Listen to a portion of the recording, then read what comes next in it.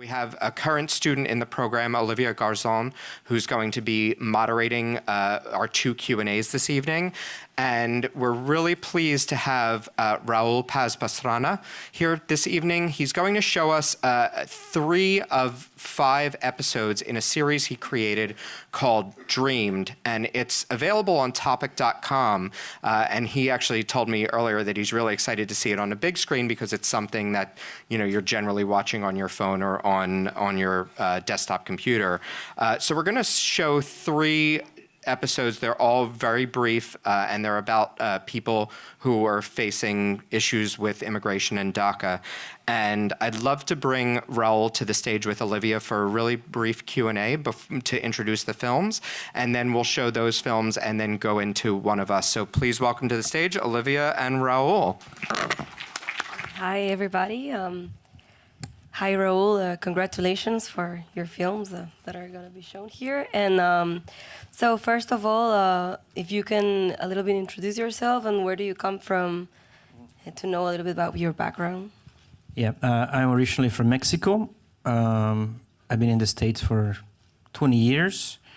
And yeah, that's my background. Mm-hmm. Yeah, so do you want to tell us something before the films that you think it's necessary, or it could be like something that would you like to tell? Yeah, so these shorts are really close to me because they're about DACA. I don't know if you guys know about DACA and what happened. So these were commissioned by Topic.com to be part of their January issue, which was about uncertain futures, because Trump had just struck down DACA.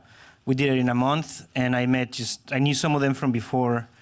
But it was really hard to film them because I just had learned that DACA was no longer going to be available. So it was like that uncertainty that I was filming, and that's why I got them in a very vulnerable time. So that's sort of what these films are about, and that was really, really good people, and I hope you see in them what I saw in them with the camera. So a little bit about that, like your connection with this kind of stories, or is there any special connection or something? Yeah, I mostly work on immigrant stories. I'm finishing my first feature film, Border South, which is part of the IFP week and of the IDA Getting Real. And I just came from the edit to come here, so I'm a little being on the dark place. And we're gonna have it done pretty soon, so that's gonna come out next week.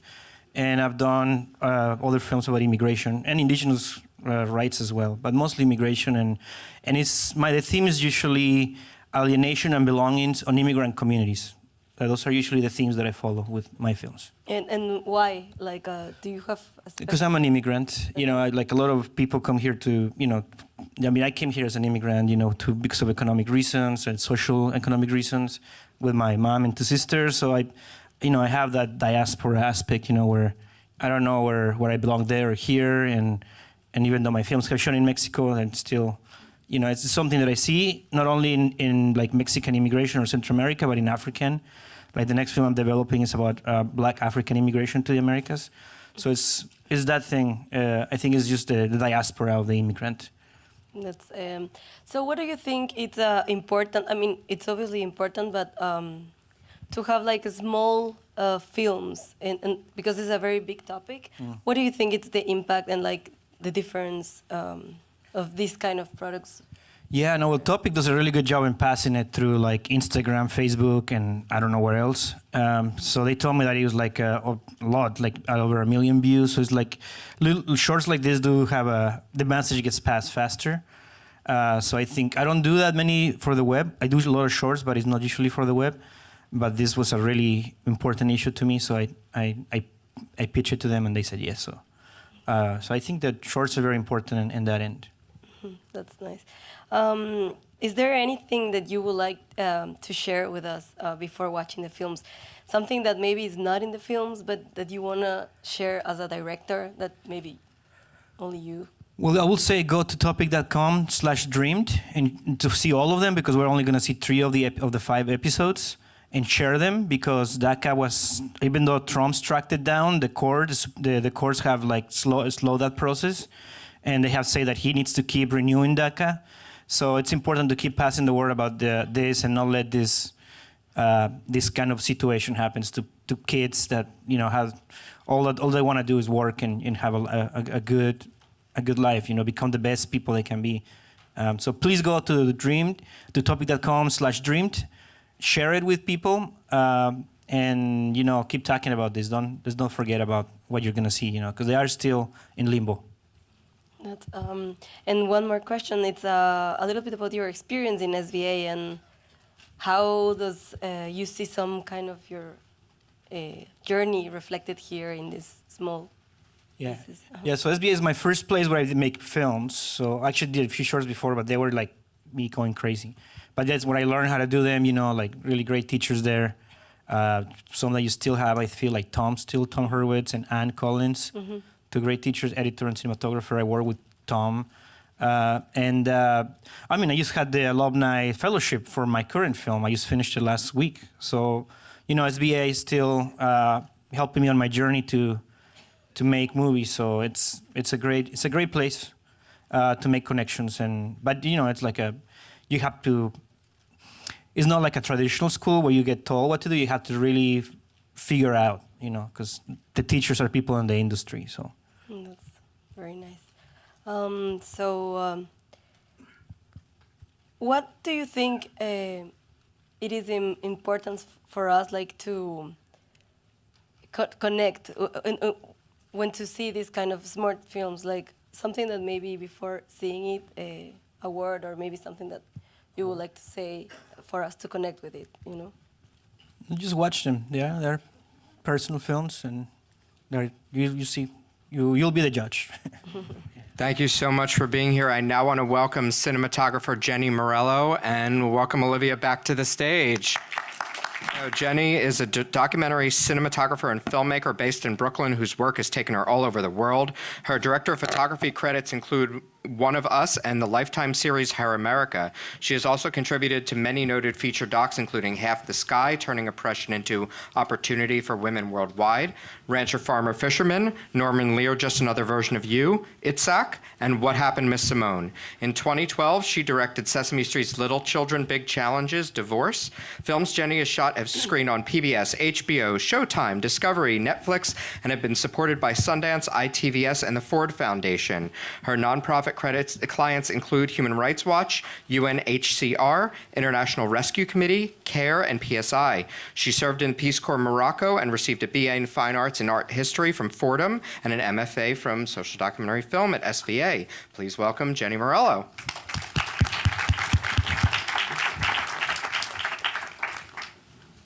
Hi, Jenny. Hi. What a pleasure to have you here, and Thank you. welcome back to SVA. Thanks. So, first, for just introduce yourself, like a little bit of your background. Where do you come from? Okay. I grew up in eastern Connecticut, like close onto the border of Rhode Island, which most people don't know where that is in New York. So you have to give the default of saying you're from Rhode Island because no one knows what that part of Connecticut is. And I went to undergrad here in New York. And then I served in the Peace Corps, and then I came back to New York City and about 10 years ago in 2008. And then I came to grad school about a year after that. How was your experience at SVA?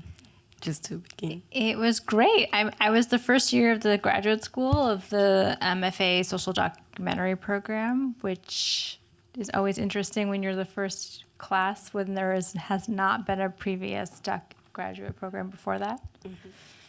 That's very nice. Can you tell us a little bit how did you arrive to this film? How? I actually met Rachel and Heidi because I worked a little bit on the Norman Lear American Masters film that had screened at Sundance, and I don't remember what year that was. I guess 2016. But I had worked for a really long time as an AC, and I kind of came up as an apprentice in that respect. And the DP of that project was a friend of mine, and he knew I had stopped assisting and knew I had already started DPing, and they were looking for a female DP. So that's kind of how I came about. That's nice. How was working with their director? How it's a little bit, especially in this film, how does that work? If you can tell us a little bit about Well, I mean, it still works very much in this respect of when you're starting a new documentary project with new directors that you haven't worked with before, where you're trying to set the visual style. So they'll give you examples of films that they've seen that they've liked. So I don't know if you remember the Polish film Ida that had the black and white.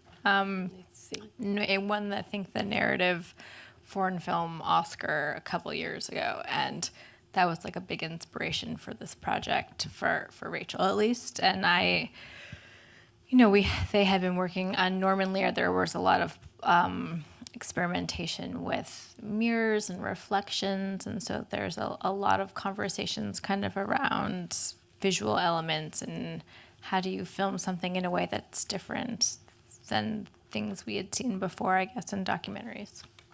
It's very notable, the difference in the visuals. And can you tell us about the relationship that you have with the characters as a cinematographer and a little bit? Yeah, I think it's actually kind of interesting because directors obviously feel very connected to the characters, but I think also the people behind the camera do, and it is a bit of a different bonding experience because there is a physical element separating you from them.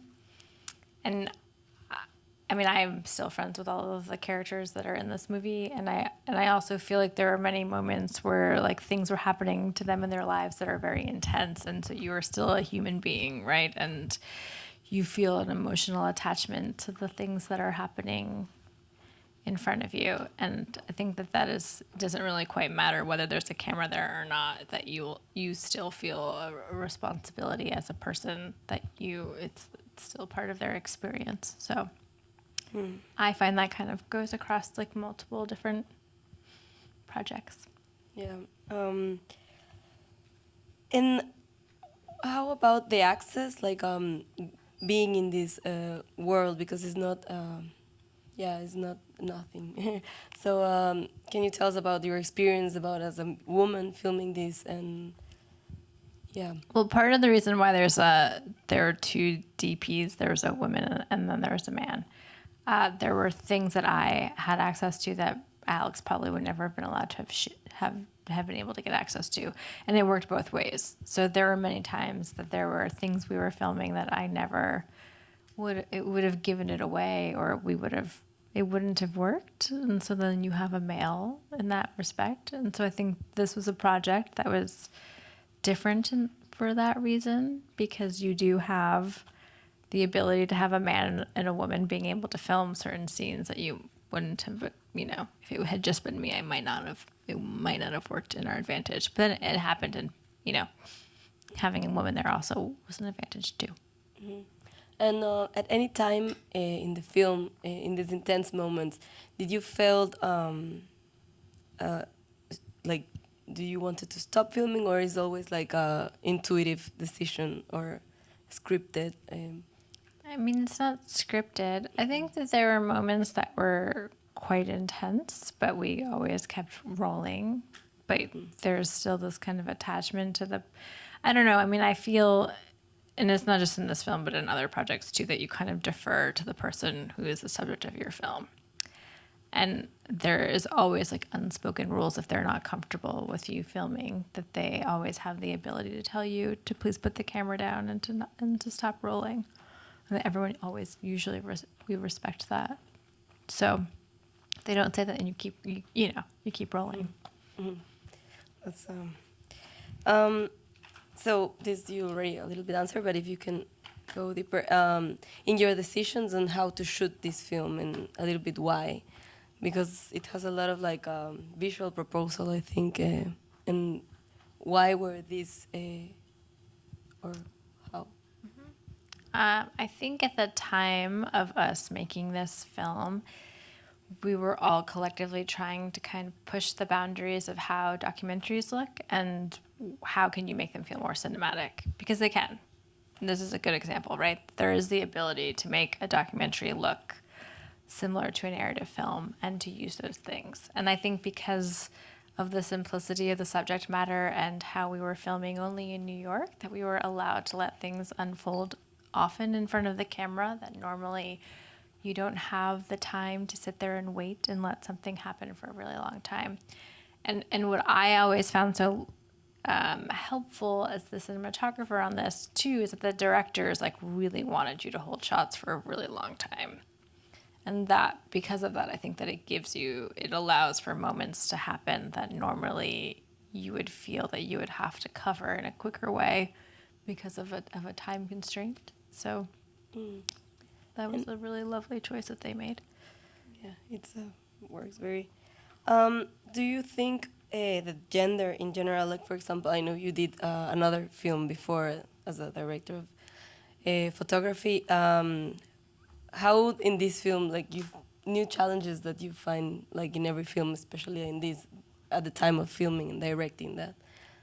Maybe can you tell like a challenge or something that you struggled during this process?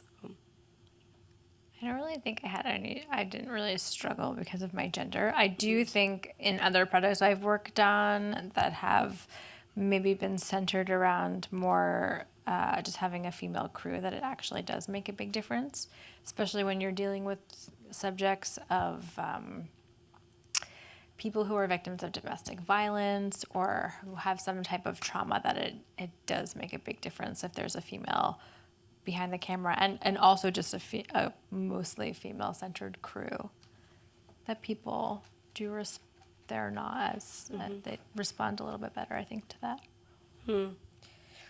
And can you tell us a little bit about how your experience at SVA helped you like until now and to like these kind of films, and what kind of things do you see from your journey in SVA here or in their films that you're working on?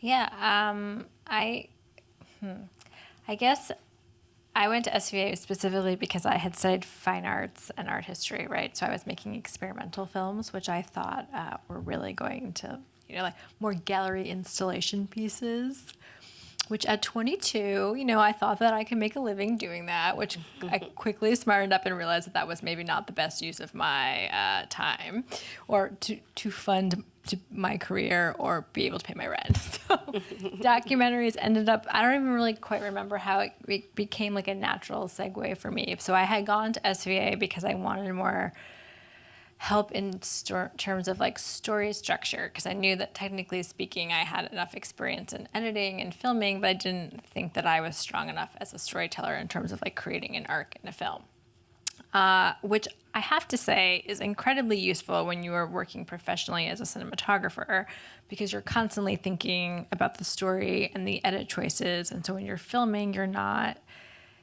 just filming, you're thinking of possibly like what's happening next, right? And like reading people in a way that is very different. And I think that is like a much more valuable skill set than just pressing record. Yeah, for sure. Because you don't know what you're going to, I mean, for me at least, like I shoot mostly verite and you don't know what the scenes are going to lead you to and what's going to happen. So it's important to be constantly having those conversations with your director of what they hope to get out of something, and hope that you're able to capture it. That's the truth. And can you maybe tell us when you were shooting this story? It's a lot of verite too. What is the difference from the film you thought you were shooting and from like the final? Is there a difference or? It's actually not that different. I mean, there are a couple of characters that aren't in this that we did film with for a really long time because I think it made the story more complicated. But generally speaking, I mean, we were following people's journeys. And so it was very simple in the sense of like the beginning, middle, end of an arc of a character.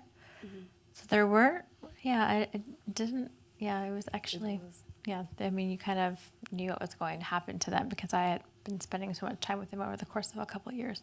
And how many time did you spend, or like the crew spend doing this film? How many time was? We filmed for a little over 2 years. Nice. So maybe we're gonna open some questions to the audience. Hold on one second. We're gonna bring mics. So we'll go ahead and we'll bring next. My turn? Okay. It is a brilliant and moving and necessary film that has moved me deeply. Thank you. I have so many questions. I'll try to make it short. This is a difficult community to enter into. Did your director or one of your crew, was there an insider in this? I grew up in Brooklyn and I'm Jewish, and I find this is a very hard community to get close to. There's a nonprofit actually in New York called Footsteps, which a lot of these people enter into before they decide to make the transition to leaving. And so both of the directors were spending a lot of time within that nonprofit for probably close to a year before we even brought cameras in, just trying to meet people. Thank you. If you'll indulge me in a tiny little observation, and it's just something I'm puzzling about. I grew up with my 4 grandparents, and they grew up in the shtetls of Eastern Europe at the end of the 19th century. And what puzzles me now is that is how intense learning was for them. Not only religious learning, certainly religious learning. My great-grandfather was a rabbi, but also secular learning. They were well-read in European literature, and then when they came to this country in America, and American history and science. And it's very puzzling to me what happened educationally. I don't know if you have any thoughts or... I don't know if I can really speak on that. Yeah, I think that there are yeshivas, right? And so then it just depends where you live and what schooling you receive. It's okay. We're going to go to the next question. I just want to thank you for amazing visual style. I really got it really early on, and I love that you carried it through, especially even with the time when Eddie decided to be more public. Then you got the full face. I really love that part. One of the things that I wanted to ask you is, at what point did you realize that you were done working on the film? Because you had just spent a couple of years with these people. When did you finally feel like we have the film, we don't need to continue filming? Well, I don't know if I can speak too much on that. I think at least for the directors of the film, for Rachel and Heidi, I mean, I know Eddie's court case is still continuing, so it was a thing that was going to go on for many years. And so do you either make the decision to sit around and wait for that for a long time, or do you just tell the story with that as a bookend? And I think that's what that they had decided, that the outcome of what that would be would not be known for quite a long time. So that the other stories of the other characters were sort of reaching moments that you could finish, I guess. Hi. Really, really liked the movie. I thought it was very powerful and sad. I felt like they were really trapped and trying to get out. Where are they now? I mean, you mentioned that you're in touch with all of them, and how are they doing? Well, I think Loser is still acting. I think he has a film out right now to the Toronto Film Festival. And Etty is in college full time. And Ari is also dabbling a little bit in acting and is working. And he's been taking classes at, I think, Brooklyn College. I think we had a question. You got it?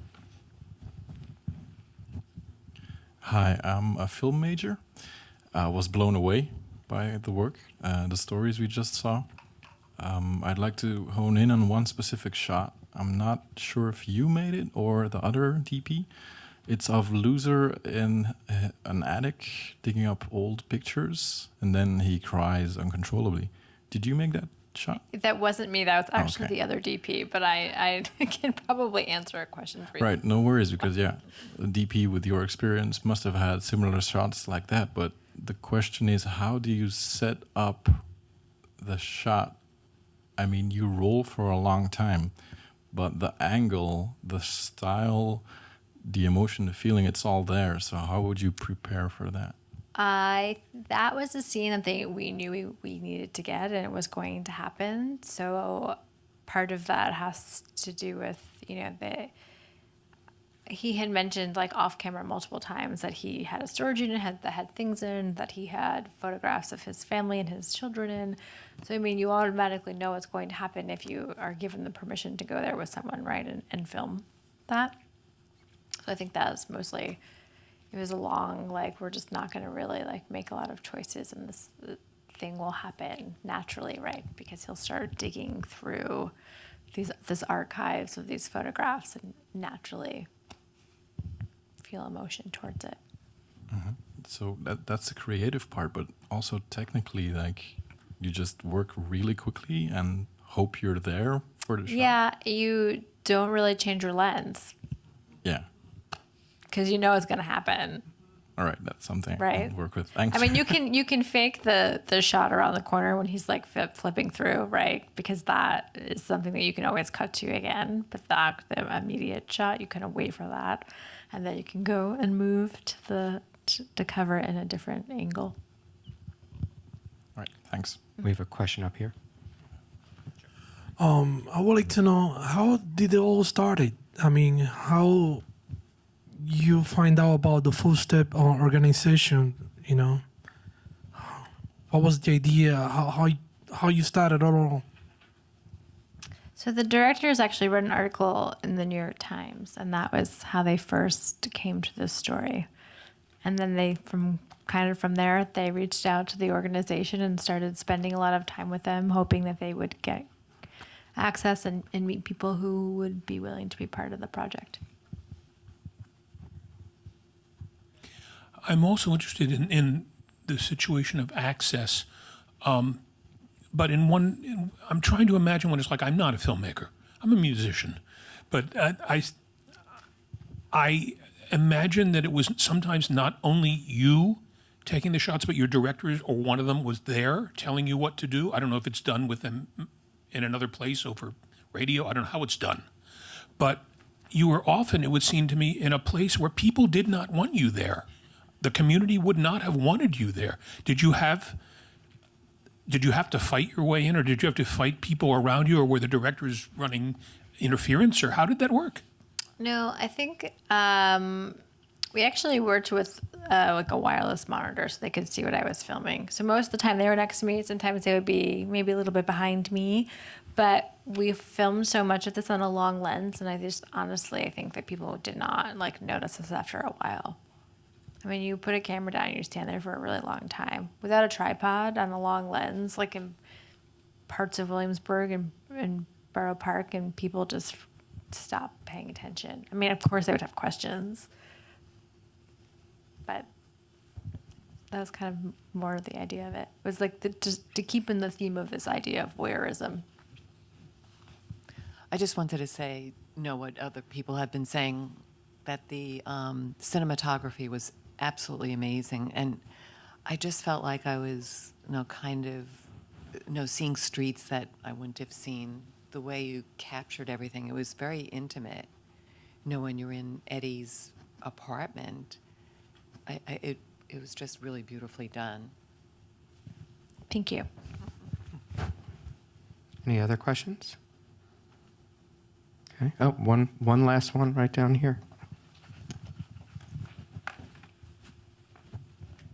Hi, I want to commend you on what a wonderful film that you made, and these stories needed to be told.